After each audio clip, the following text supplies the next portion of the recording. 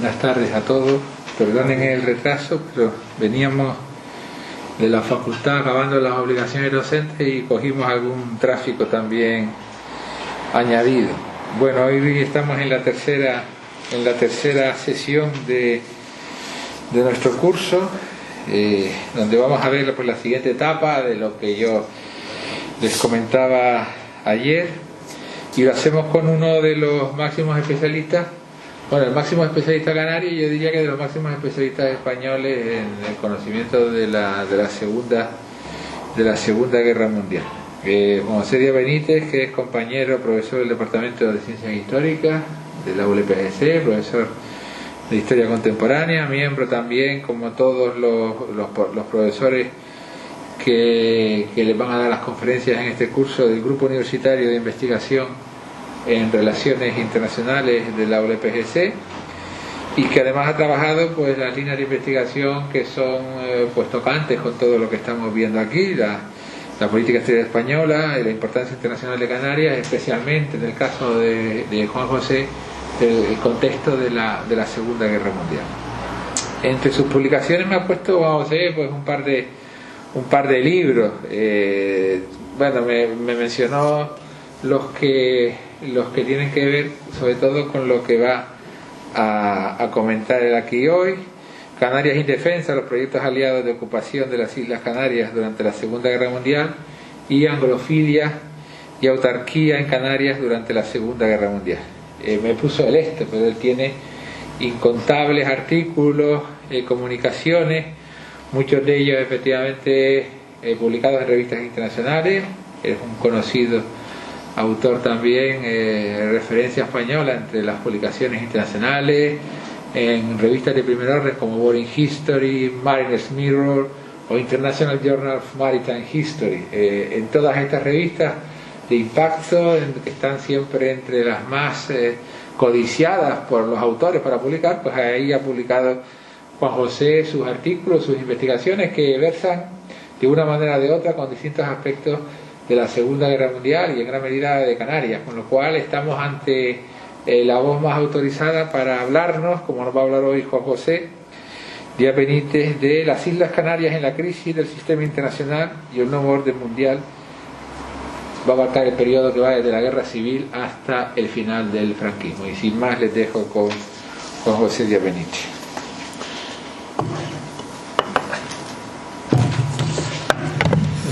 Buenas tardes, ¿me oyen bien? Perfecto. Bueno, yo quería empezar agradeciendo a Javier Ponce que me haya invitado pues a dar esta conferencia, y también le agradezco la muy generosa presentación que ha hecho, que ahora me pone en la tesitura de intentar estar a la altura de lo que ha dicho.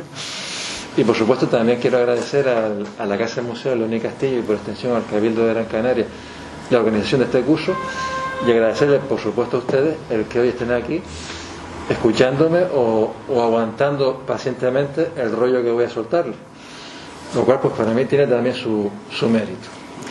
Bueno, lo que voy a intentar comentarles esta tarde es una visión general de la inserción de Canarias en el contexto internacional desde la Guerra Civil hasta el final de la dictadura franquista. Es un periodo amplio de aproximadamente 40 años, que está marcado no solo por un orden internacional cambiante y prácticamente en continua crisis, sino también por la propia política exterior del franquismo. De hecho, durante mucho tiempo pues hubo un debate sobre la política exterior del franquismo, en el sentido de que unos investigadores decían que esta política no había tenido un objetivo o una finalidad concreta, sino que era simplemente pues una política oportunista. Y en cambio otros investigadores sostenían que la política exterior del franquismo siempre había perseguido una finalidad concreta por encima de cualquier otro objetivo, que era la supervivencia de la dictadura, la supervivencia del régimen, sobre todo cuando a partir de la Segunda Guerra Mundial el contexto internacional en el que se va a insertar es un contexto muchas veces hostil, o que por lo menos favorecía el aislamiento de un régimen que hundía sus raíces en las dictaduras fascistas del periodo de entreguerras. Bueno, entonces lo que vamos a ver aquí es cómo va evolucionando Canarias en este doble marco, fijado por un lado por la política exterior franquista y por el otro por este contexto internacional. Para ello vamos a organizar los contenidos en cuatro grandes apartados. En primer lugar, una etapa inicial comprendida por la Guerra Civil y la Segunda Guerra Mundial, en la cual pues, el archipiélago experimenta una revalorización estratégica, no solo para el Tercer Reich, sino también para los aliados, y muy especialmente Gran Bretaña. En segundo lugar, y ya solapándose con esta primera etapa, tenemos una etapa entre el 43 y el 53 en la que Estados Unidos se interesa por el archipiélago, sobre todo con la finalidad de establecer bases aéreas y navales en las islas. Bueno, realmente solo se planteó en el 46 la posibilidad de iniciar negociaciones para instalar una base en el archipiélago, pero finalmente pues decidió que había alternativas mejores a Canarias y por tanto no materializó esa idea. No obstante, y a pesar de ello, sí es cierto que a partir de 1960 vamos a encontrar una limitada presencia norteamericana en las islas, concretamente en la estación de la NASA en Gran Canaria y en la estación hidrofónica que se instala en La Palma. Bueno, la estación de la NASA quizás es lo que más conocemos todos. La estación hidrofónica es menos conocida, tenía un carácter más confidencial, o por lo menos su finalidad real no era la que se declaraba, que era la de estudiar los fondos marinos, sobre todo los cetáceos, pero también es de este periodo. Y coincidiendo con esta limitada presencia norteamericana, pues prácticamente en lo que vendría a ser el segundo franquismo y el tardofranquismo, vemos también el papel que va a jugar Canarias durante la descolonización. Por un lado, Canarias va a servir como punto de apoyo, como base para la defensa de las últimas colonias españolas, sobre todo Ifni y Sáhara, y al mismo tiempo como pretexto para evitar su descolonización o su entrega a Marruecos. Pero por otro lado, y ya desde 1960, se va a plantear también la posibilidad de descolonizar, entre comillas, el archipiélago. Primero surge en la Asamblea General de la ONU en ese año, y luego más tarde la idea la retoma el movimiento de Antonio Cubillo, sobre todo en los foros de la Organización para la Unidad Africana. Bueno, vamos a comentar muy brevemente qué pasa, digamos, con esa idea de descolonizar Canarias y cómo al final es una cuestión que queda pendiente al terminar la dictadura y vuelve a adquirir importancia en los primeros años de la transición, que es algo que verán ustedes mucho mejor con Francisco Quintana mañana en la conferencia que él les dará. Bueno, cuando hablamos de la importancia del archipiélago para el Tercer Reich, sobre todo en la segunda mitad de los 30 y los primeros años de la Segunda Guerra Mundial, nos referimos en buena medida al apoyo a la guerra naval alemana en el Atlántico y en el Océano Índico. Un apoyo que en el caso de los países neutrales se hacía a través del Etappendienst o etapa en organización. Literalmente, organización o servicio por etapa. Es decir, cada etapa es cada escala que hacían los barcos en un viaje. Y este servicio lo que pretendía era facilitar que los buques de guerra alemanes, ya fueran submarinos o buques de superficie, pudieran ampliar su radio de acción hasta el Atlántico Sur, hasta el Océano Índico, mediante el reabastecimiento que conseguían a partir de buques preparados en territorio neutral. Bueno, era un servicio secreto, clandestino, porque los gobiernos neutrales estaban obligados a impedir que los beligerantes usaran su territorio como base de operaciones o como punto de apoyo logístico. Bueno, sin embargo, España prestó su territorio para que la Marina alemana pudiera ampliar la radio de acción de sus submarinos, también de sus cruceros auxiliares, y en este sentido, pues, Canarias formó parte de esos puntos de apoyo. Y cuando hablamos del servicio de etapas en el archipiélago, tenemos que hablar sobre todo, aunque no exclusivamente, de la Casa Berman en el puerto de la Luz, ya que su gerente, Walter Vogel, y sus empleados participaron también en estas actividades clandestinas, sobre todo en el reabastecimiento de 6 submarinos alemanes en el puerto de la Luz entre marzo y julio del 41. Pero en cualquier caso, cuando comienza la guerra civil, los intereses extranjeros más importantes en Canarias no eran los alemanes, sino los británicos. En ese momento eran los que controlaban los sectores más dinámicos de la economía canaria. Y de hecho, a nivel estatal en España, los intereses foráneos también predominantes eran los británicos y los franceses.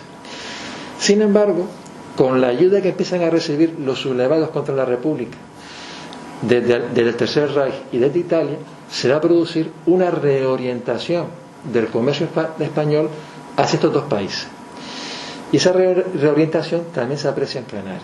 De hecho, incluso las nuevas autoridades franquistas intentan nacionalizar algunos de los intereses británicos, a veces pues con la excusa de que el empresario o el empleado pues era masónico o era un espía, etcétera, etcétera. Pero bueno, aunque esta reorientación realmente no acabó con los intereses británicos, que siguieron siendo muy importantes en el archipiélago, sí es cierto que de forma paralela se va desarrollando este servicio de tapas que les acabo de comentar. El servicio de tapas realmente ya había existido durante la Primera Guerra Mundial. Fue desmantelado al término del conflicto y en los años 30 se reconstruyó. De hecho, hacia 1938, en España se organiza la gran etapa España-Portugal, un gran área de abastecimiento con 4 etapas, que serían España, Portugal, el Protectorado Español en Marruecos y Canarias. Bueno, la etapa canaria estaba dirigida inicialmente por el cónsul honorario en Santa Cruz de Tenerife, que era Jacob Ales, uno de los principales miembros de la colonia alemana. Y al menos desde 1938 y de forma provisional, la dirección pasó a uno de sus empleados, Werner Ramm, que era el que asumía la coordinación de la etapa canaria en el archipiélago. Bien, esta revalorización del archipiélago para el Tercer Reich también coincide con una revalorización de las islas para el nuevo régimen franquista. Bueno, hasta ese momento Canarias había sido una preocupación, una especie de talón de Aquiles en la política exterior y de defensa de España, sobre todo por su vulnerabilidad frente a un posible ataque por parte de las grandes potencias. Sin embargo, ya desde junio del 36, poquito antes del golpe de Estado contra la República, ya se planteaba el potencial ofensivo del archipiélago para interceptar las comunicaciones marítimas francesas. Y esta idea se recogió y se amplió en plena guerra civil en el anteproyecto de flota que fue redactado en junio de 1938. Es un documento importante porque en él se preveía la construcción de una gran flota de guerra para participar en un conflicto al lado de Alemania e Italia contra Francia y Gran Bretaña. El objetivo de esta guerra sería conseguir una redistribución colonial más favorable a España, Italia y Alemania. Lo que aspiraba a España, pues básicamente era el Marruecos francés, el Oranesado, parte de Mauritania y también una sustancial ampliación de los territorios del Golfo de Guinea, además de Gibraltar. Y en este sentido, tanto en este anteproyecto como en los estudios que se realizan después de la guerra civil, se habla del potencial ofensivo de Canarias para interceptar, para atacar las comunicaciones marítimas francesas y británicas en el Atlántico. No obstante, España, al terminar la guerra civil, no estaba en condiciones de entrar en una nueva contienda y por tanto se vio obligada a declararse neutral ante la contienda europea, lo cual no impidió que colaborara abiertamente y de forma reiterada con Alemania, incumpliendo sus obligaciones como neutral. Por ejemplo, a final de noviembre del 39, Franco da su consentimiento verbal para que el servicio de tapas alemán pueda preparar en los puertos españoles el abastecimiento de submarinos alemanes y también de la preparación de buques de abastecimiento que irían a proporcionar combustible y provisiones a los cruceros auxiliares alemanes en el Atlántico y en el Océano Índico. Bien, esta neutralidad forzada da paso a una declaración de no beligerancia en junio del 40. Bueno, realmente en el derecho internacional un país ante un conflicto solo puede ser neutral o beligerante. O está fuera de la guerra o está dentro de ella. Pero en septiembre del 39, cuando Mussolini quería entrar en la guerra, pero era consciente de que no podía hacerlo porque no estaba preparado para ello, se declaró no beligerante. Es decir, seguía siendo oficialmente neutral, pero declaraba abiertamente sus simpatías por uno de los bandos en conflicto, en este caso por el bando alemán. Bueno, pues Franco en junio del 40 hace lo mismo. Pasa de la neutralidad a una declaración de no beligerancia. Y lo hace aprovechando un momento en el que ya Alemania había derrotado a los aliados en Bélgica, en Holanda, sobre todo en Francia, y también cuando Italia se sumaba a la guerra al lado alemán.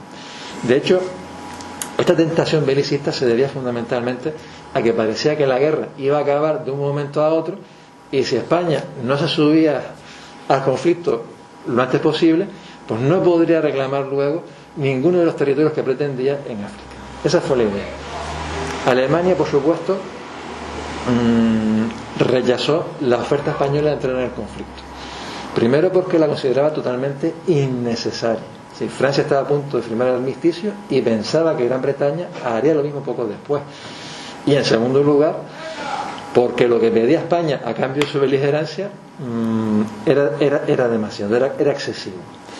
Por tanto, rechazó inicialmente ese ofrecimiento, pero en septiembre del mismo año lo reconsideró. En ese momento, en septiembre, Gran Bretaña seguía resistiendo y no daba señales o no daba muestras de ir a claudicar. Y por tanto, el Tercer Reich se planteó la posibilidad de forzar a Gran Bretaña a iniciar negociaciones, por lo menos para un armisticio, presionando en el Mediterráneo. Es decir, si no es posible conquistar la isla directamente, como habían previsto en la operación León Marino, pues por lo menos estrangularla económicamente, dificultando sus contactos marítimos con el Mediterráneo y también con Asia. Y en este sentido, pues la oferta española parece interesante. Por tanto, en septiembre del 40 se vuelve a renegociar la entrada de España en la guerra, y es cuando Ramón Serrano Súñez, en aquel momento ministro de la Gobernación, acude a Berlín para negociar esta beligerancia. Bien, y en ese momento es cuando el Tercer Reich aprovecha para pedirle al gobierno español que le ceda una de las Islas Canarias para establecer una gran base aeronaval en ella. Bueno, la razón de esta petición estaba también en las aspiraciones coloniales que el Tercer Reich albergaba con respecto al continente africano. Bueno, con la derrota de Francia en junio del 40, el Tercer Reich pensó que había llegado el momento de convertir en realidad ese imperio colonial que quería construir en África Central, desde el Océano Atlántico hasta el Índico, articulado sobre todo en torno al Congo belga, que sería, digamos, el eje que vertebraría sus territorios. Y para la defensa de ese territorio sería necesario disponer de una serie de bases navales situadas en el noroeste de África, una de ellas en Canarias. Bueno, dado que la ayuda alemana e italiana había sido tan importante para que Franco venciera en la guerra civil, y dado también que se suponía que Canarias era poco menos que una colonia como las que aspiraba España en el norte de África, pues se pensó que España cedería tranquilamente una de las islas a cambio de los territorios que ambicionaba en la vecina costa africana. Bueno, por supuesto, el gobierno español rechazó la petición. Las negociaciones al final pues no condujeron a la beligerancia española, aunque el gobierno español, después de la famosa entrevista de Hendaya, sí firmó los protocolos por los que se comprometía a entrar en la guerra, aunque sin fijar la fecha en la que tendría lugar esa beligerancia, porque no había recibido garantías por escrito sobre sus expresiones coloniales, y de hecho no las podía recibir porque los territorios que pretendía el gobierno español coincidían con los que pretendía también Italia, con los que quería Alemania y con los que además el propio Hitler le había prometido al mariscal Pétain del gobierno de Vichy que no le iba a dar ni a Italia, ni a España, ni a ningún otro país. Con lo cual no le podía dar esas garantías por escrito, sobre todo porque sospechaba que si lo hacía no pasaría mucho tiempo antes de que se filtraran y llegaran a los franceses. Entonces se pasarían en bloque al bando británico. Bueno, como España no iba a ceder la isla, sí se dispuso que en el marco de la Operación Félix, es decir, el ataque contra Gibraltar, la Marina alemana estudiara la forma de reforzar el archipiélago para que antes de que se produjera el ataque contra Gibraltar, su defensa estuviera garantizada contra el previsible contraataque británico.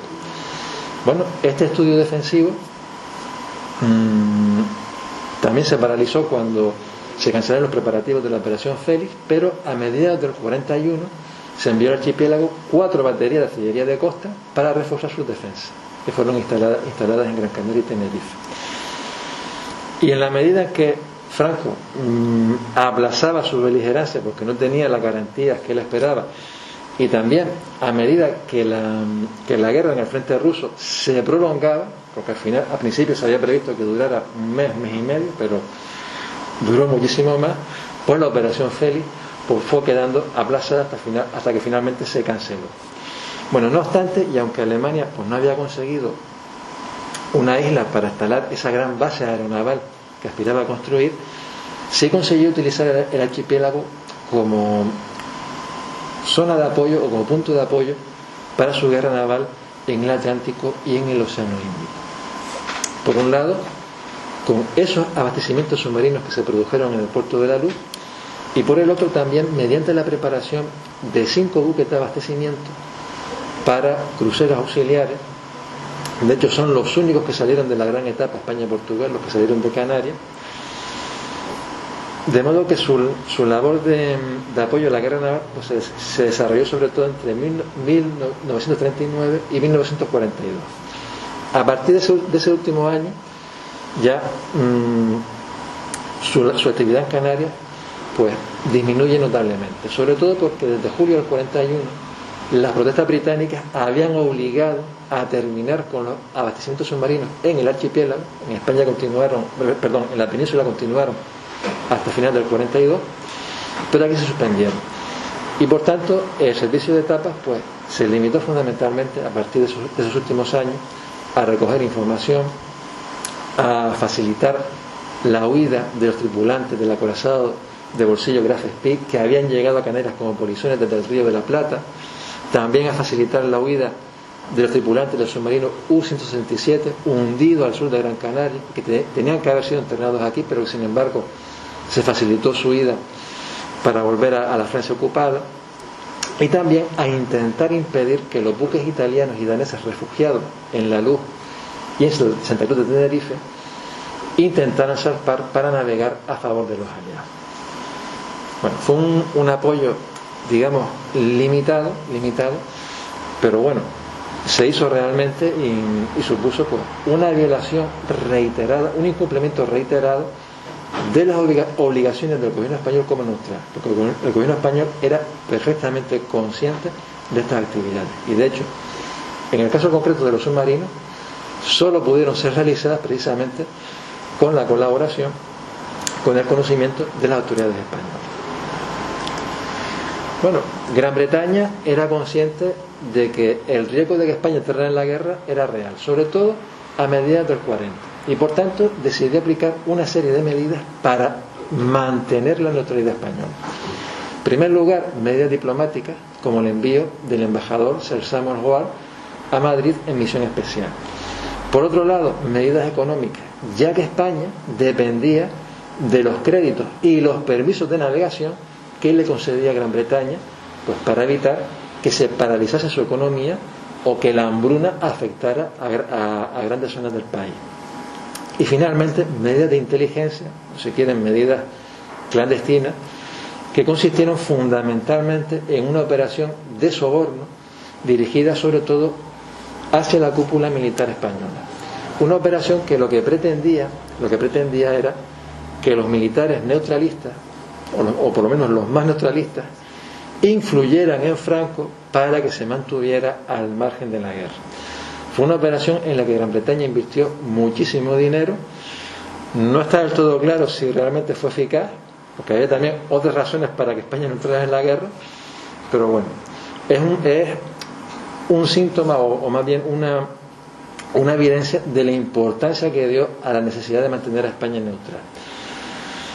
Pero si todas estas medidas fallaban, había que tener preparado un plan de contingencia por si Gibraltar era conquistado por los alemanes o por lo menos inutilizado, porque Gran Bretaña era perfectamente consciente de que la beligerancia española significaba la pérdida o inutilización de Gibraltar como base naval. Y la importancia de Gibraltar era fundamental para Gran Bretaña, porque servía para proteger la navegación que se dirigía hacia el Atlántico Sur, sobre todo en la ruta del Cabo de Buena Esperanza. Perder Gibraltar significaba desviar esta navegación hacia el oeste, prácticamente hasta el Caribe, para que luego desde allí bajara hasta el sur de África. Es decir, sería un trayecto demasiado amplio.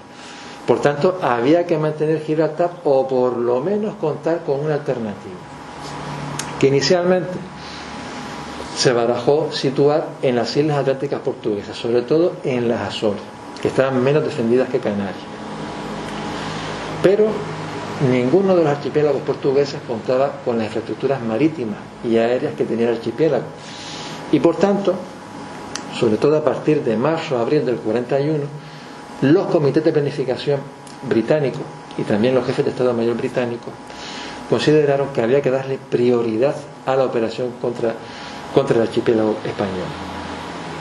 Bueno, de hecho, ya desde mediados del 40 habían comenzado a estudiar la conquista del Puerto de la Luz y del aeródromo de Gando. Bueno, con una operación que se mantuvo en estudio, en actualización, hasta el otoño del 43, durante más de 3 años, y que recibió pues diferentes nombres a lo largo de ese periodo: Bagler, Charney, Puma, Pilgrim, Tonga.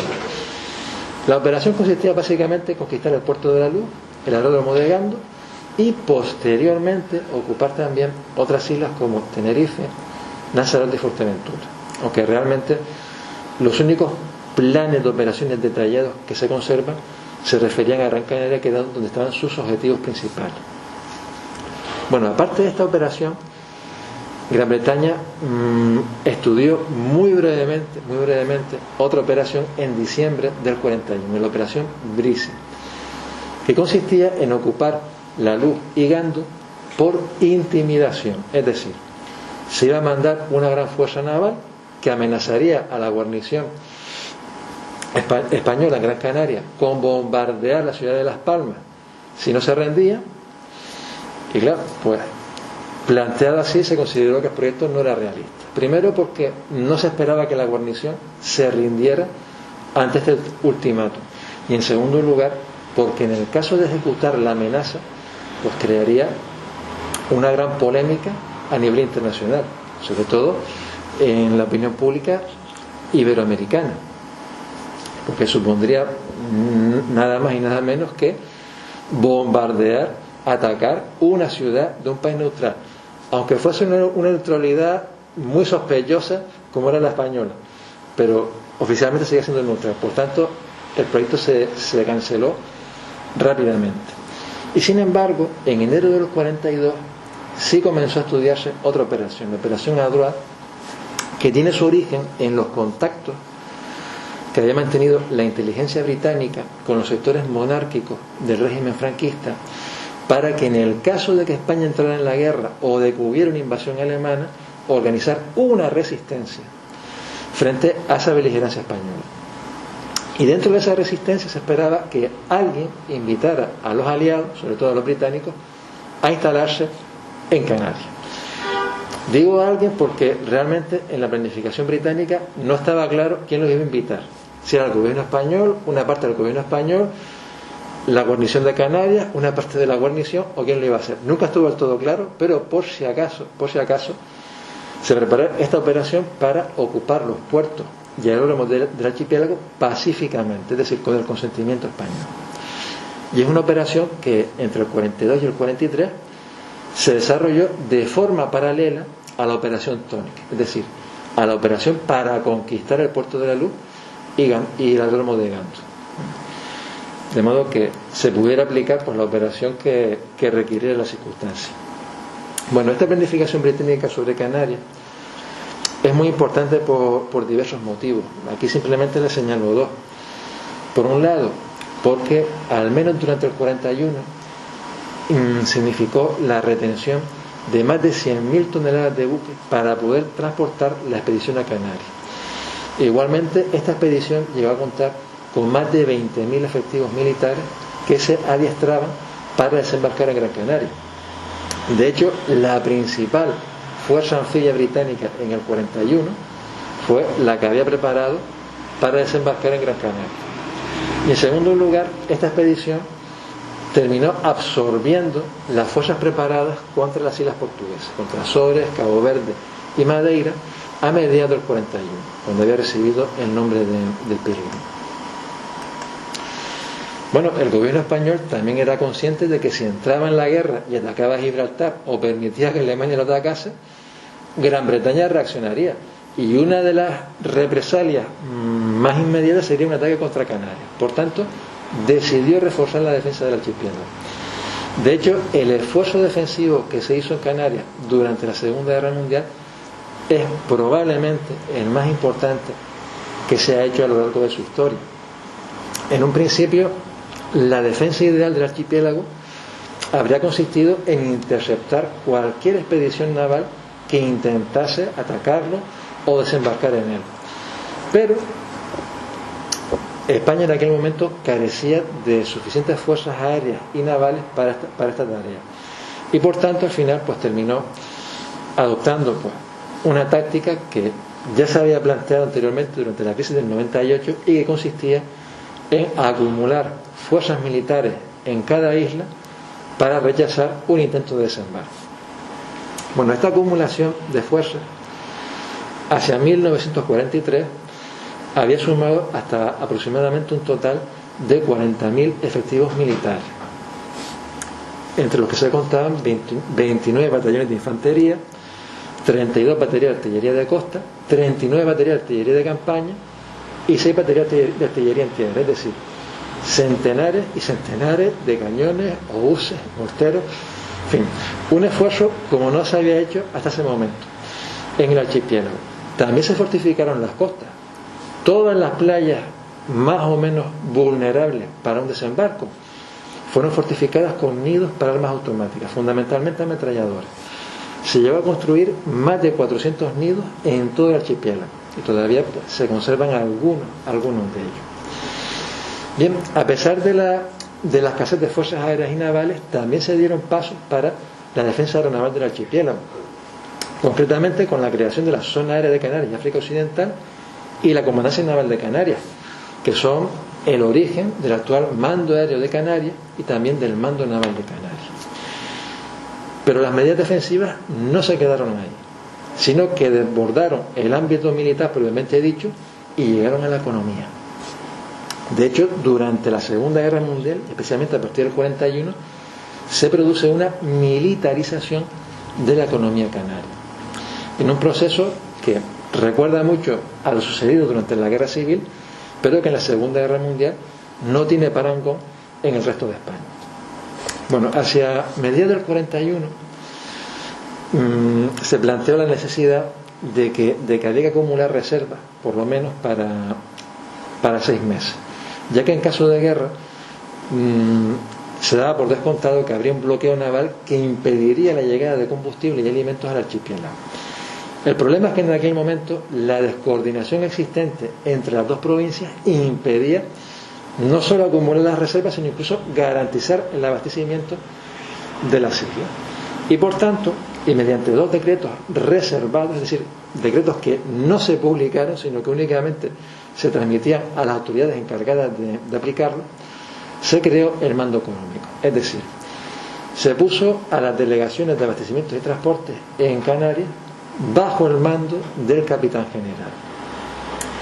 Y aunque inicialmente las competencias del capitán general se limitaban a estas materias, abastecimiento y transporte, pues con el paso del tiempo las fue ampliando a otros ámbitos. Por ejemplo, a la construcción de obras públicas, a la lucha contra el paro obrero, llegó incluso a importar alimentos desde el Río de la Plata directamente, sin informar al Ministerio de Industria y Comercio. Bueno, tuvo un margen de autonomía como no se había visto hasta ese momento. Hasta que ya, una vez terminada la Segunda Guerra Mundial, el mando económico es disuelto. Bueno, Es probablemente, como les dije, el esfuerzo más importante que se ha hecho para la defensa del archipiélago, pero es un esfuerzo que también adoleció de importantes limitaciones. Por un lado, falta de cuadros de mando y de especialistas para encuadrar, para dirigir ese gran contingente de tropas movilizadas y también de soldados que venían desde la península, incluso del territorio de Ifni, para reforzar la guarnición de las islas. Carencia de armamento pesado moderno. Había muchos cañones, pero la mayoría estaban obsoletos, incluso muchos de ellos muy desgastados por el uso. Insuficientes fuerzas aéreas y navales. Las fuerzas navales se limitaban a 2 buques para la vigilancia de las costas, y en las fuerzas aéreas, pues los aviones de caza que había en Canarias eran biplanos italianos de la guerra civil que ya desde aquel conflicto habían quedado obsoletos. Y la base naval, que empieza a construirse también en estos años, bueno, se crea sobre el papel en el 40, pero se empieza a trabajar en ella en el 41, es una base que inicialmente estaba diseñada para una flotilla de 12 submarinos. 12 submarinos que tendrían que contribuir no solo a la defensa de las islas, sino también a atacar esas comunicaciones marítimas británicas y francesas en el Atlántico. Pero bueno, es una base naval que no se terminó hasta principios de los años 50, es decir, mucho después de la guerra. Y por supuesto, los submarinos para los que había sido pensada no se construyeron nunca. Con lo cual, pues la defensa adoleció durante este periodo de importantes carencias. Y con respecto al mando económico, aunque probablemente contribuyó a atenuar, al menos en parte, la escasez que se vivía en el archipiélago en aquellos años y que quizás fue menor que en la Primera Guerra Mundial, lo cierto es que no pudo acabar con la dependencia externa del archipiélago, sobre todo en lo que se refiere a la importación de alimentos y de combustibles. Bueno, antes de que acabe la Segunda Guerra Mundial, Estados Unidos comienza a interesarse en el archipiélago, sobre todo como potencial base aérea para desplegar su poder aéreo. Bueno, aquí tienen ustedes una fotografía de la base aérea de Gando en los años 50. Los bombarderos que aparecen no son norteamericanos, en este caso son españoles. Son bombarderos construidos a partir de un modelo alemán, el Heinkel 111, usado en la guerra civil de la Segunda Guerra Mundial, y que más tarde fue empleado también en la guerra de Nizájar. Bueno, pues más o menos Estados Unidos también pretendía hacer un uso del archipiélago como base aérea, sobre todo para la defensa del hemisferio occidental. Bueno, no obstante, hay que decir que inicialmente, antes de que Estados Unidos entrase en la guerra, su preocupación por esa defensa se centraba sobre todo en Azores. Azores estaba mucho más adentro en el Océano Atlántico y por tanto resultaba mucho más peligroso su uso por el Tercer Reich como base aérea o como base naval. Y de hecho, ya antes de entrar en la contienda, Estados Unidos había previsto su ocupación, que al final pues no llevó a cabo. También hubo rumores ese mismo año sobre un supuesto plan para ocupar Canarias en connivencia con los republicanos exiliados en México y en Estados Unidos, pero en fin, eran solo rumores. Realmente Estados Unidos no tuvo ningún plan, ningún proyecto para ocupar Canarias durante la Segunda Guerra Mundial, o por lo menos hasta ahora no hemos encontrado constancia de ello. A finales del 42 y después de desembarcar en el Marruecos francés, Estados Unidos va a instalar bases aéreas en aquel territorio. Son bases desde las cuales va a intentar proteger la navegación que se dirigía hacia el Mediterráneo y también hacia Marruecos. Y como además sospechaba que el archipiélago estaba siendo frecuentado por submarinos alemanes, sobre todo después del hundimiento del U-167 en abril del 43, los aviones norteamericanos solían sobrevolar de forma habitual las aguas canarias buscando indicios de submarinos alemanes. Bueno, estos vuelos de reconocimiento en ocasiones violaban el espacio aéreo español, sobre todo en la zona marítima.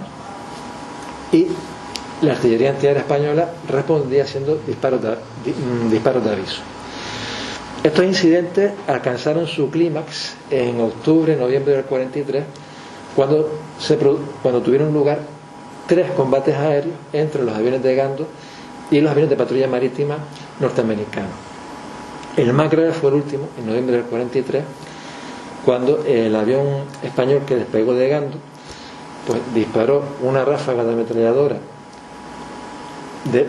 para que pasaran por delante del avión norteamericano, que era la forma de indicarle que se alejase de la costa española, porque el avión español no tenía radio para decirle al avión norteamericano: oye, desvíate que está en el espacio aéreo español. La forma era disparar. Claro, cuando el avión norteamericano vio las balas trazadoras pasando por delante, pensó que lo estaba atacando y devolvió el fuego. Y entonces el avión español pues le dio 3 pasadas, pero ya tirando al blanco. Al final, en el avión norteamericano pues hubo 3 heridos a bordo y graves averías que lo obligaron a volver a su base en Marruecos. Después de este incidente no volvieron a despegar los aviones de Gando precisamente para evitar un incidente de esta gravedad y en el que hubiera que lamentar alguna desgracia. Y de hecho, desde principios del 45 se dio orden para que las baterías de artillería antiaérea no disparasen, no hicieran disparos de aviso, ni siquiera cuando los aviones extranjeros sobrevolasen las islas, porque ya se consideraba que no había ningún riesgo de invasión. Y bueno, no era el momento tampoco de enemistarse o indisponerse con los futuros vencedores de la guerra. Bueno, en cualquier caso, las relaciones entre España y los aliados pues eran tensas en el 43-44, pero esto no impidió que en octubre del 44 España y Estados Unidos firmaran un convenio aéreo que permitía a las empresas de transporte aéreo norteamericanas hacer escala en diversos aeropuertos españoles y también en Villa Cisneros. Este convenio se amplió en febrero del 45 con un protocolo secreto que incluía al mando aéreo de transporte dentro de estas empresas. Bueno, el mando aéreo de transporte evidentemente no era una empresa, era un servicio aéreo del ejército norteamericano y por tanto, mientras durase la guerra, España no podía permitir las escalas habituales o reiteradas de la aviación militar norteamericana. Y sin embargo fue lo que permitió con este protocolo. Las escalas se iban a realizar en Cabo Jubi y Villa Cisneros, donde hubo un destacamento norteamericano para facilitar estas escalas, y tuvieron lugar entre el 45 y el 46, aproximadamente más de 100 escalas que tenían como finalidad fundamental repatriar a las tropas norteamericanas que habían combatido en Europa. Bueno, mientras se producían estas escalas en la zona aérea de Canarias y África Occidental, Estados Unidos también empezaba a plantearse la posguerra. De hecho, ya desde el año 43, cuando ya la derrota del Tercer Reich se daba por seguro, aunque no se sabía cuándo tendría lugar, se sospechaba que una vez que desapareciera el Tercer Reich, la alianza con la Unión Soviética se rompería. Había sido una alianza meramente coyuntural. Había muchas razones que separaban, por un lado, a la Unión Soviética, por el otro lado, al Reino Unido y a Estados Unidos. Y por tanto, existía el riesgo de que esa ruptura de la alianza pues, pudiera desembocar en un conflicto con la Unión Soviética. En tal caso, sería imposible contener en el continente a los soviéticos, cuyo ejército era mucho más potente que el de los aliados occidentales. Y la única forma de frenarlo sería mediante el uso del poder aéreo norteamericano, y sobre todo de las bombas atómicas. Para ello, era necesario disponer de una serie de bases aéreas situadas cerca del continente europeo, cerca de Europa Occidental, pero preferentemente en islas, es decir, a salvo del ejército soviético. Y Canarias podría ser una de esas bases para la defensa de Estados Unidos. Es lo que se plantea ya desde el año 43 y ya es una idea que se retoma en la inmediata posguerra. Sobre todo porque Canarias va a actuar como alternativa a la base que se pretendía crear en la zona de Casablanca y Port-Lyotin. Si no era posible establecer la base allí, pues intentaría instalar en el archipiélago canario. Y estas bases permitirían controlar las rutas aéreas que se dirigían al Mediterráneo, a África Occidental y sobre todo impedir que una gran potencia las usase para proyectar sus fuerzas aéreas solo en el hemisferio occidental. Bueno, esta era la idea y de hecho los representantes del Departamento de Guerra y el Departamento de la Marina en el Comité de Coordinación Interdepartamental, plantearon la idea de solicitarle a España que les permitiera instalar bases aéreas en el archipiélago canario, sobre todo en Gandía, y también usar el archipiélago para hacer escalas navales. Bien, es una iniciativa que se plantea en el año 46, pero el representante del Departamento de Estado en ese comité la rechazó de plano, porque en ese momento el régimen español se enfrentaba al ostracismo internacional, y de hecho en diciembre de ese mismo año fue condenado al aislamiento diplomático por sus vínculos con Italia fascista y el Tercer Reich, que se remontaban a la guerra civil. Con lo cual, pues, no era el momento de pedirle una base al gobierno español. Pero bueno, el inicio de la Guerra Fría a partir del 47 y la situación cada vez más tensa con la Unión Soviética hizo que Canarias siguiera al menos presente en los planes de operaciones que realizaba el Estado Mayor Conjunto norteamericano, ya que la única forma de frenar el avance soviético en Europa era mediante el uso del poder aéreo y sobre todo de las armas atómicas. Y el gobierno español, que en aquel momento pues intentaba superar ese aislamiento diplomático al que había sido condenado, pues en el 48 decidió pues ofrecer a Estados Unidos la posibilidad de usar su territorio para instalar bases o por lo menos para hacer escala. Estados Unidos en ese momento, en el 48, rechaza la oferta española, pero en el 51, 3 años después, y en plena guerra de Corea, cuando ya las relaciones con la Unión Soviética eran mucho más tensas, mucho más delicadas, es Estados Unidos el que solicita al gobierno español iniciar negociaciones para adquirir derechos de tránsito, derechos de paso, no solo en la península, sino también en el protectorado español en Marruecos y en Canarias. A partir de ese momento se inician las negociaciones que luego condujeron a los pactos de 1953. Pero antes de que se firmaran esos pactos, Estados Unidos ya había llegado a acuerdos con Francia y con Marruecos. Acuerdos que le permitían instalar bases, tanto en el protectorado francés en Marruecos como en las Azores.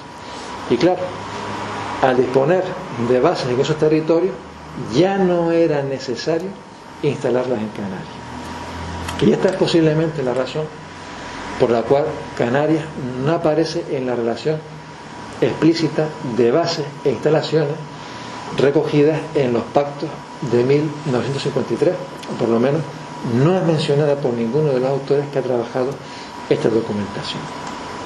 Bueno, esta ausencia de referencias explícitas a Canarias no impidió que en los años 60 hubiera una limitada presencia norteamericana en la Sierra,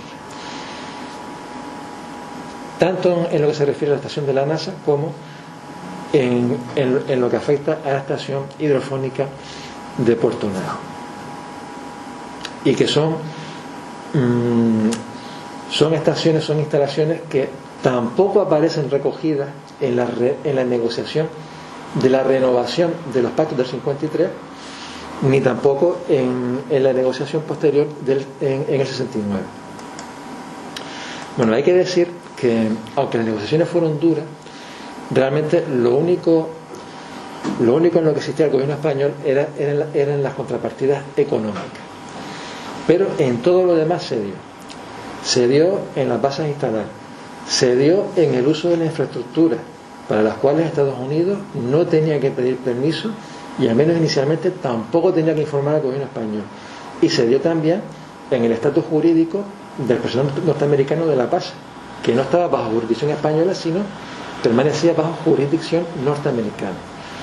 Bueno, de hecho se dio tanto que al final en el propio Ministerio de Asuntos Exteriores no estaba claro hasta dónde llegaban esas concesiones, y por tanto a partir de ese momento la principal prioridad del punto de vista diplomático español consistió en renegociar esos pactos para intentar limitar esas concesiones y conseguir mayores contrapartidas.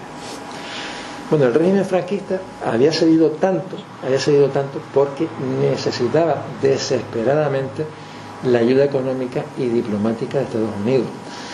Por un lado, el sistema autárquico estaba agotado y España necesitaba crédito, financiación exterior urgentemente. Y por otro lado, el apoyo diplomático norteamericano permitió que el régimen franquista se reinsertara en el orden internacional. De forma limitada, porque aunque consiguió entrar en Naciones Unidas, no consiguió entrar en la OTAN y tampoco consiguió entrar en la Comunidad Económica Europea. Pero bueno, en cualquier caso, este respaldo diplomático pues, supuso un gran incentivo para intentar normalizar su situación internacional. Y como les dije anteriormente, pues Canarias no estaba incluida explícitamente en esas bases a construir. Bueno, cuando se va a renegociar estos pactos, que inicialmente solo tenían una vigencia de 10 años, la diplomacia española intenta reducir estas contrapartidas, pero se va a encontrar con un gran inconveniente, y es la descoordinación existente con los ministerios de Marina, Ejército y Aire. Es decir, aunque Asuntos Exteriores se mostraba como un negociador duro frente a Estados Unidos, los tres ministerios militares hacían todo lo contrario, cedían rápidamente, de modo que muchas veces los negociadores norteamericanos puenteaban al Ministerio de Asuntos Exteriores español y se dirigían directamente a los ministerios militares para conseguir a través de ellos lo que les negaba Asuntos Exteriores. Y claro, esto provocó que Asuntos Exteriores perdiera sus principales bases de negociación y que al final, en la renovación de los pactos, pues no consiguiera cambios sustanciales. Les pongo simplemente un ejemplo para no entretenerme demasiado con esta cuestión. En 1962, Estados Unidos necesitaba que sus submarinos nucleares armados con misiles Polaris pudieran ser estacionados en la base naval de Rota. Bueno, los pactos del 53 no incluían explícitamente a los submarinos nucleares, por tanto no tenían derecho a estacionarlos allí y España no estaba obligada a permitirlo. Pero los norteamericanos decidieron adelantarse y en lugar de hacer una petición a través de Asuntos Exteriores, que sabía que les diría que no, o por lo menos que los obligaría a negociar a cambio de algo, se dirigieron directamente al vicepresidente del gobierno, que era el general Agustín Muñoz Grande, y automáticamente les dijo que sí. Con lo cual, pues lo que podía haber sido una base negociadora importante se perdió rápidamente. Bueno, las estaciones que se instalan en Gran Canaria y La Palma pues tampoco fueron usadas como bases negociadoras en la renovación de los pactos del 53. En el caso de la estación de la NASA, pues inicialmente estaba relacionada con el proyecto Mercury, un proyecto que se inicia en el 58 y que tenía como objetivo realizar vuelos tripulados. Para estos vuelos tripulados era necesario disponer de una serie de estaciones de seguimiento desde la Tierra, y Canarias sería una de ellas. Bueno, Estados Unidos lo plantea en el 59, el gobierno español se muestra rápidamente favorable y en marzo del 60 pues tiene lugar el intercambio de notas que formalizaba el acuerdo. Fueron unas negociaciones rapidísimas, España no puso ninguna objeción porque aunque eran unas instalaciones gestionadas por la NASA, se permitía que el Instituto Nacional de Técnica Aeronáutica Español tuviera acceso a esas instalaciones y de esa forma se aspiraba también a acercarse o a adquirir información sobre la tecnología norteamericana. De hecho, cuando el proyecto Mercury acaba en el 65, en lugar de cerrarse la instalación, lo que se hace es ampliar su uso para otros proyectos hasta el 74. Y cuando acaba, cuando ya deja de tener interés para Estados Unidos, es cuando se cierra. Hasta que unos años más tarde, en el 78-79, el Instituto Nacional de Técnica Aeronáutica es el que lo retoma y lo vuelve a poner en funcionamiento, pero ya como una estación española. Bien, poco después de la creación de esta estación de la NASA, se creó otra estación de seguimiento del Centro Nacional de Estudios Espacial francés, en los llanos de Sardina del Sur. Bueno, hasta el 62 aproximadamente, Francia había tenido una estación en Colombe-Char, en Argelia. Pero cuando este país accede a la independencia, se ve obligado a trasladar la estación a otro territorio. Y por tanto, pues inicia negociaciones con España. En este caso, el gobierno español tenía menos interés en la presencia francesa, demoró las negociaciones hasta que al final pues consiguió que ya a partir del 67 pues la estación estuviera operativa y se usó pues, durante aproximadamente una década. Bueno, estas son quizás las estaciones más conocidas, y lo que es menos conocido es la estación hidrofónica de Puerto Nao, que ya está mucho más relacionada con el contexto de la Guerra Fría y sobre todo con la carrera de las armas nucleares. Bueno, hasta la Segunda Guerra Mundial la Marina soviética no había sido un problema o una amenaza importante ni para el Tercer Reich ni para Estados Unidos. Pero después de la guerra, la Marina soviética se amplía, crece rápidamente, sobre todo sus fuerzas de submarinos. Y en ese momento, cuando Estados Unidos comienza a desarrollar una red de hidrófonos que abarcaba prácticamente toda la costa norteamericana, tanto de Estados Unidos como de Canadá, para detectar los submarinos soviéticos que pudieran entrar en el Atlántico. Bueno, es una red que ya estaba completada a final de los 50 y que en el 62 ya consiguieron detectar los primeros submarinos nucleares soviéticos que intentaban entrar en el Atlántico. También en ese contexto se sitúa la aparición de nuevas armas nucleares, los misiles balísticos intercontinentales, capaces de alcanzar la Unión Soviética de Estados Unidos y viceversa, y también los misiles balísticos lanzados desde submarinos. Son los que tienen ustedes aquí, los SLBM. Y sobre todo Estados Unidos, después de la crisis de los misiles de Cuba en ese sentido, va a apostar por una estrategia de respuesta flexible que se apoyaba en tres pilares. Por un lado, rearme convencional para aquellos conflictos en los que no fuera necesario usar las armas nucleares. Por el otro, una diplomacia de coexistencia pacífica, de evitar el enfrentamiento directo con la Unión Soviética. Y en tercer lugar, un rearme nuclear por si todo lo anterior fallaba.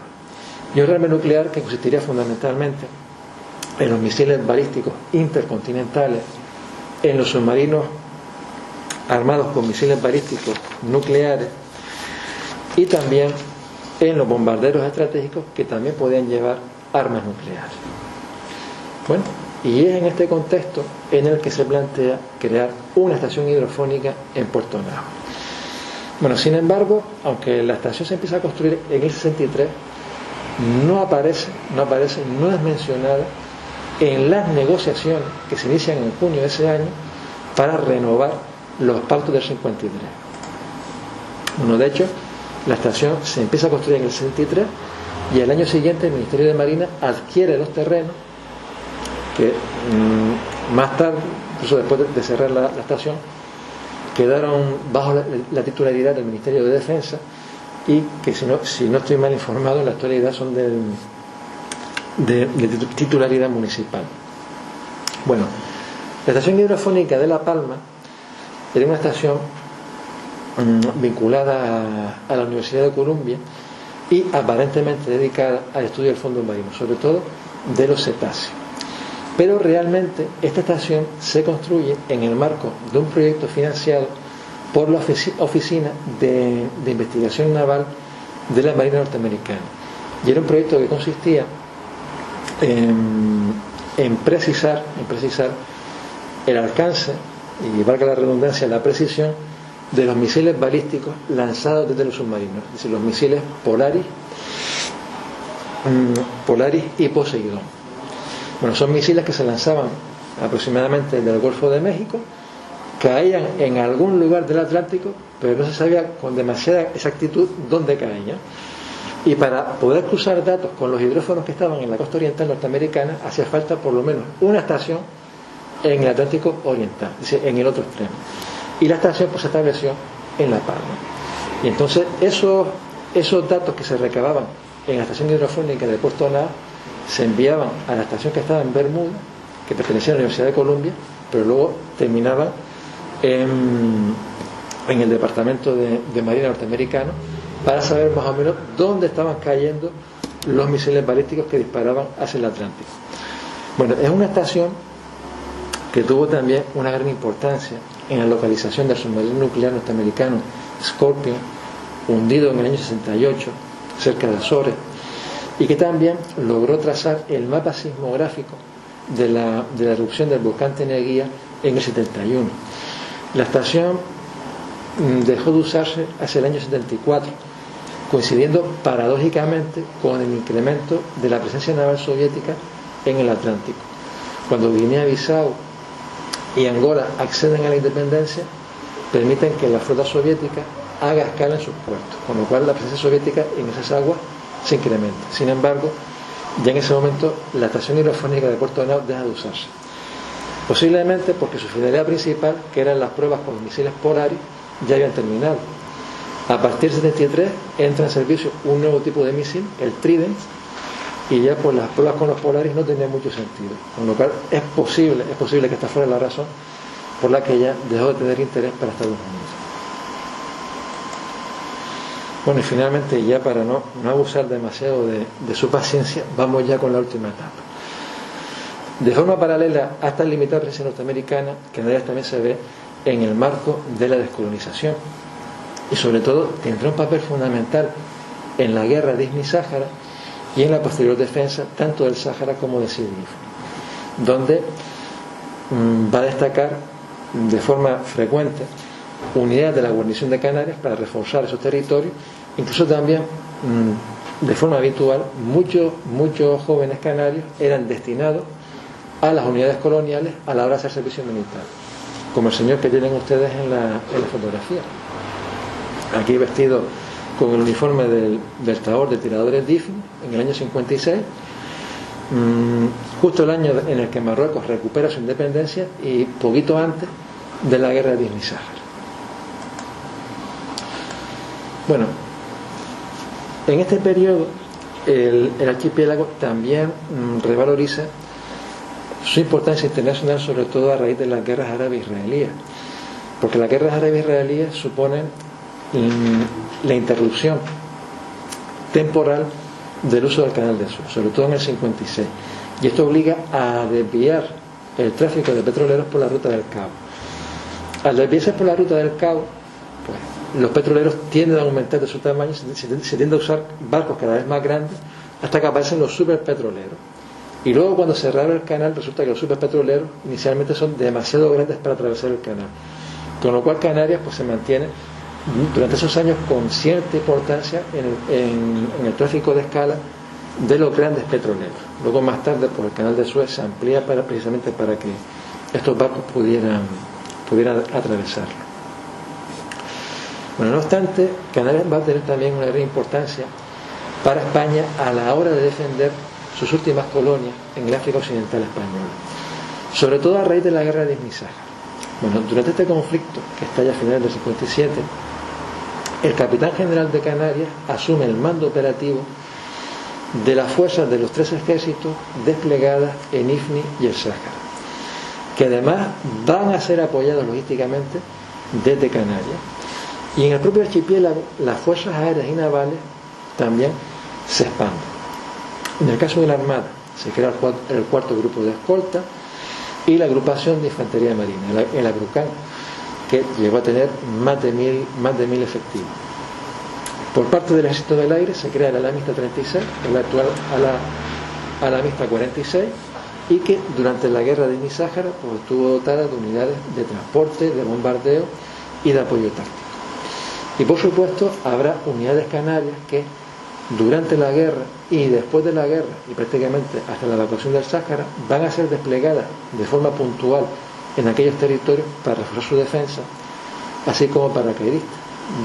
Durante este periodo habrá de forma permanente en Canarias una bandera paracaidista preparada para ser transportada por aire a Sidi Ifni o al Sáhara si fuera necesario. Bueno, pero además de este uso, de este apoyo militar, las islas también se van a convertir en un pretexto para evitar la descolonización de Ifni y del Sáhara.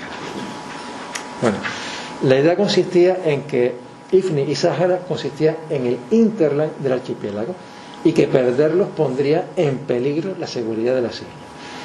La idea no era nueva, ya se había utilizado a final del siglo XIX para evitar la presencia francesa en la vecina costa africana y ahora se retomó. De hecho, durante la guerra de Ifni-Sáhara se dijo a Estados Unidos que detrás de de la actuación del Ejército de Liberación estaba la Unión Soviética, que era la que los había armado, etcétera, etcétera. Bueno, era completamente falso y desde luego Estados Unidos no mordió el anzuelo, pero la idea se repitió otra vez a lo largo de los años 60. Sobre todo el gobierno español intentaba convencer a Estados Unidos de que un Sáhara marroquí era un peligro para Canarias y además de que era un peligro en general para el mundo occidental, porque a través de Marruecos llegaría la influencia soviética. Bueno, Estados Unidos era perfectamente consciente de que Marruecos no estaba alineado con la Unión Soviética, sino todo lo contrario, con Estados Unidos y con Francia. Por tanto, estas argumentaciones que llegaban desde España pues no recibían demasiada atención. Y el propio Marruecos, que era consciente de ese tipo de argumentos, terminó ofreciéndole a España la posibilidad de instalar bases en El Aaiún y Villa Cisneros, la actual Dakhla, para la defensa de Canarias, a cambio de que le cediera la administración del Sáhara. Lo plantea por primera vez en el año 70 y también plantea la idea de que un Estado independiente en el Sáhara podría ser mucho más peligroso para Canarias que un Sáhara marroquí. Sobre todo porque suponía que ese Estado independiente podría estar bajo la influencia argelina y sobre todo la influencia soviética. Y esta idea es la que va a calar, la que va a aceptar el Alto Estado Mayor en abril del 75. En ese momento y después de la guerra de guerrillas con el Frente Polisario, el Alto Estado Mayor consideraba que un Sáhara independiente controlado por el Polisario significaba tener un Sáhara sometido a la influencia argelina y por extensión a la influencia soviética, y por tanto le parecía mucho más peligroso para Canarias que un Sáhara ocupado por Marruecos. Entonces, a partir de ese momento ya comienza a extenderse en el seno del gobierno español la idea de que era preferible cederle la administración del Sáhara a Marruecos antes que descolonizar, que era lo que tenía que haber hecho el gobierno español de acuerdo con el mandato de Naciones Unidas. Bueno, y al final es lo que se hace con los acuerdos que se firman en noviembre del 75 entre Marruecos, Mauritania y España, por los cuales España cede a estos dos países la administración del Sáhara, algo que no podía hacer porque como potencia colonial estaba obligada a descolonizar, es decir, a celebrar un referéndum para que la población del territorio pues, pudiera escoger pues, si quería la independencia, si quería salir con España o si quería integrarse en Marruecos o Mauritania. Bueno, mientras España intentaba retener sus últimas colonias, surgió pues, el riesgo, el peligro de tener que descolonizar Canarias, que fue una idea que se planteó por primera vez en la 15ª Asamblea General de Naciones Unidas en 1960. En ese momento, el delegado soviético en la Asamblea y posteriormente los delegados de Ucrania y de Bulgaria solicitaron que se incluyera a Canarias en la relación de territorios no autónomos. Territorio no autónomo es la definición un poco eufemística que se usaba para referirse a las colonias. Y por tanto, toda aquella potencia que tuviera territorios no autónomos estaba obligada a descolonizarlos, es decir, a celebrar un referéndum de autodeterminación para que estos territorios pudieran escoger si preferían seguir con la potencia administradora o si querían gobernarse de forma independiente. Bueno, al final España consiguió, después de un arduo debate en la Asamblea General, que Canarias no fuera incluida en esa relación, sobre todo después de que tuviera que ceder e informar sobre IFNI, sobre el Sáhara y sobre los territorios del Golfo de Guinea. Y aquí ya pues se desmarcó del gobierno portugués, que mantuvo una posición mucho más irredentista en su intento de conservar las colonias hasta el final. Bueno, no está del todo claro por qué el delegado soviético planteó esta petición. Es posible que esté relacionada con los pactos del 53 y que fuera una represalia por permitir la instalación de bases norteamericanas en territorio español. Es posible, pero mientras no tengamos acceso a la documentación diplomática soviética, sobre todo la documentación interna, es difícil saber exactamente cuál era el motivo de esta iniciativa, sobre todo en el año 60. Bueno, en cualquier caso, 4 años después y poco después de que se creara la Organización para la Unidad Africana, la cuestión se vuelve a retomar, sobre todo cuando el Movimiento para la Autodeterminación e Independencia del Archipiélago Canario plantea la cuestión en el seno del organismo panafricano.